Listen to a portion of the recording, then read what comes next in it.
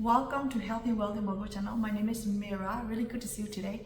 Today I want to talk about all the parents that we have this thing called spring break and summer break or winter break, whatever you call it.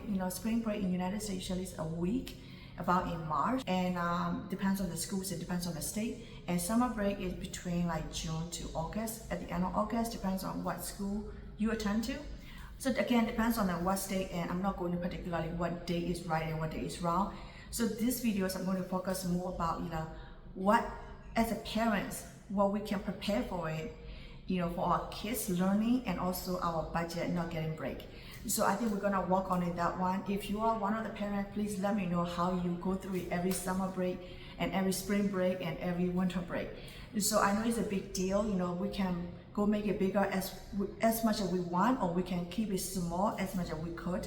I'm kind of a later person. How can I make things better for our finance and also trying to educate my kiddo as well? It doesn't have to be you have a small kids or you have older kids. It could be one kid, or it could be like 7 or 8 kids. Depends on how many kids you have. The more you have, the more that you have to think about it, plan for it. I totally understand that.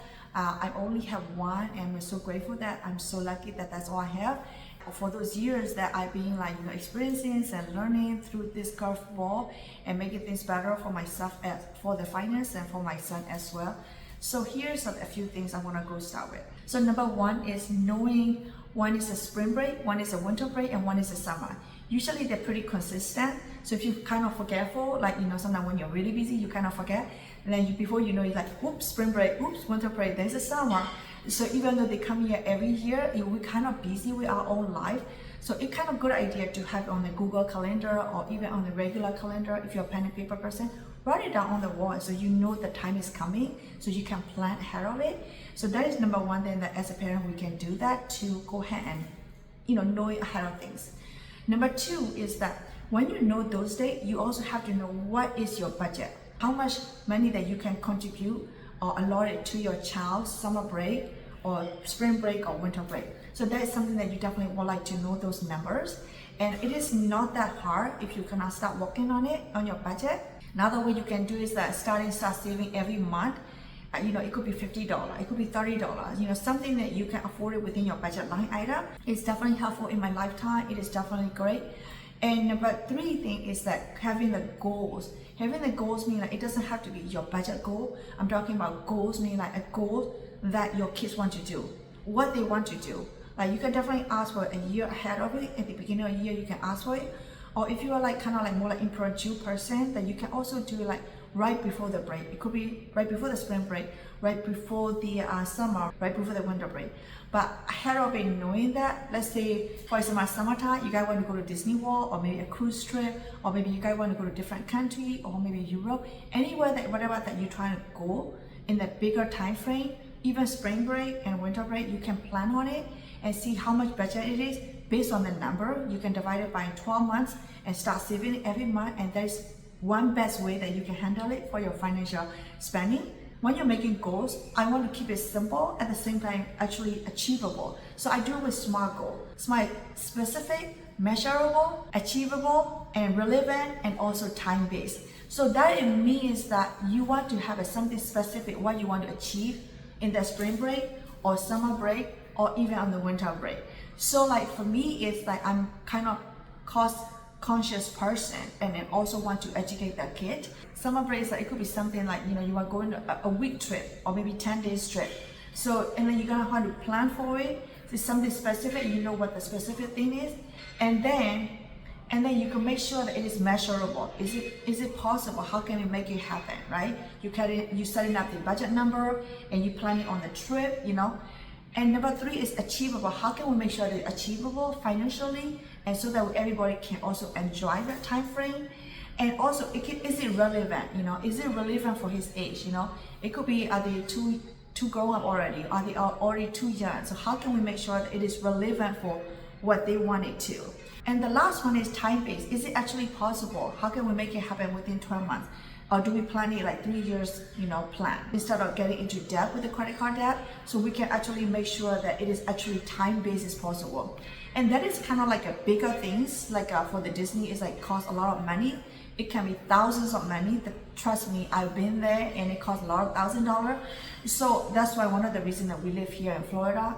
It doesn't mean that we go to Disney World. We haven't even been to Disney World yet. We're just trying to stay put and enjoy our life, and we're gonna do it one with the time right. But right now we're saving money because we don't want to get into debt. I just recently got out from the student loan debt.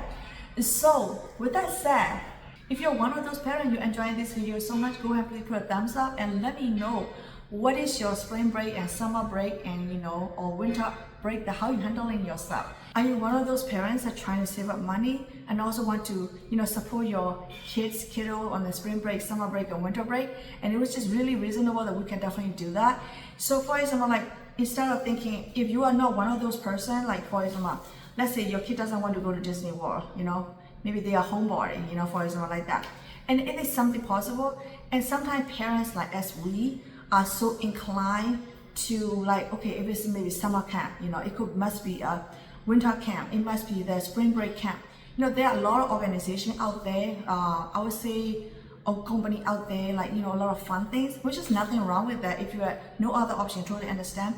I myself, in the past, like summer camp, I thought I'm supposed to have a summer camp every summer. I was like freaking out, and because first I got excited and I tried to check out the price. The prices are extremely expensive. I was shocked. Almost like a mortgage the whole summer. I was like, oh no, I don't know what to do, and they're booked very fast.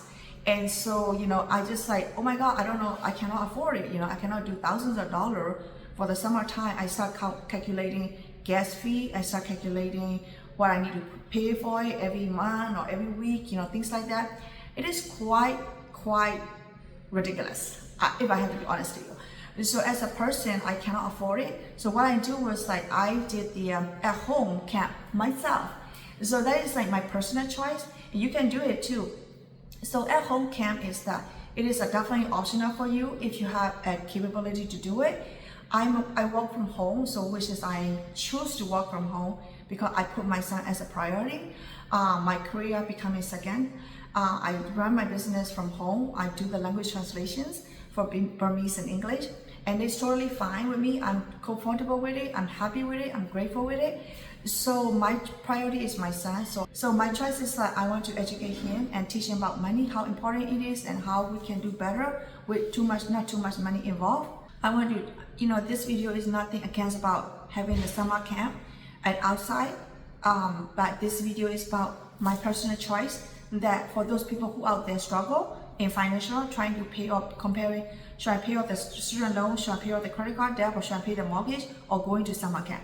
When you have to compare these two, it is extremely important. You got to be creative, and that's where I am. And because I have to pay I have to pay the mortgage, I have to pay the bills like groceries and stuff like this. I cannot afford it to do the summer camp. It is quite expensive for our blood, so we have to be creative. So summer camp is quite easy for a house. You can have a good schedule for your kiddo. It could be teenager, it could be younger kids. You teach them what the schedule is, depends on how young and how old they are, and you have a time schedule and time that they can rest, time that they can play, and time that they can study, and time that they can learn, time that they can enjoy at a time. Just doing nothing.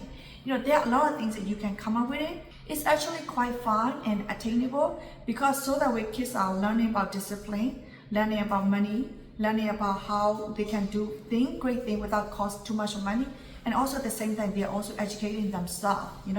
If you can have a time and availability of yourself, and I love the summer camp at home because summer camp at home is the best thing ever in my life.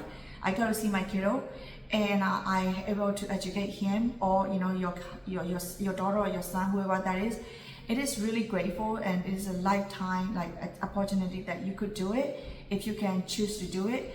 I'm not saying your career is not important. It is important to able to financially support your family. So depends on your family situation. Go and analyze it. I make a lot of videos about how to save up money creatively and common ways. I'll make a couple link over here for you. I hope that you go and take a look at it because they are real deal. There are a lot of people out there, a lot of good videos out there as well. I'm doing my best in my version as an immigrant, how I do better in my life to support my family and also having my peace of mind. And if you have any question about summer camp at home, if you have any ideas about summer camp at home or the ideas that I just mentioned to you as a parent to parent, feel free to drop me a line over here on the comments area, and I'm happy to interact with you and talk to you about what can I do more, and maybe I'll make a different video if you have any interest in any more videos from this kind of topic. I love to do it. I love my son and I'm so grateful that to be a mom, and I want to say thank you so much, and all the parents. It's now we need to be happy because we are raising the next generation. We're teaching them a great discipline and great money management, which is extremely important. So don't give up, and whatever situation you are in, you can get out of it, you can do it better, you can see through it. And that's why I tell every day myself that being a good parent and not being a burden to your kids, it is extremely important. I want to say thank you so much again, and I'll see you in the next video.